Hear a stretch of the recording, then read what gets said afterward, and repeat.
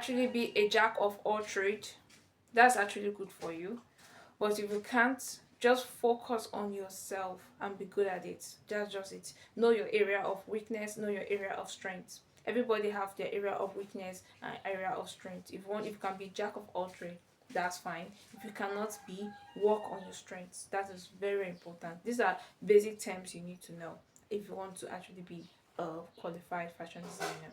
Another thing is that, if for those asking about the needles, if you're actually sewing for light materials like this, um, ankaras or satins, you can actually, lascara materials, you can actually use 18, size 18.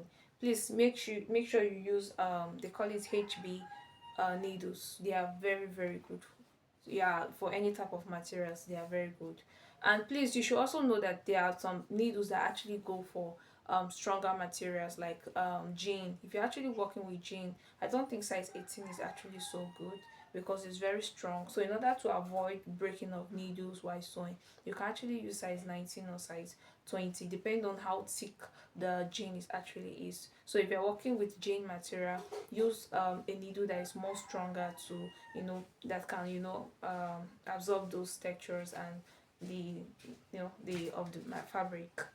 So jean are very very strong. So 18, you find out that your materials are breaking very well. And for those actually having a problem with sewing of corsets, please, before you try it, insert the start sewing the corset, in case you're not getting it, so you can actually use needle and thread to, thread it up first before you start sewing it. I think it's more better than way, so that you just avoid mistakes.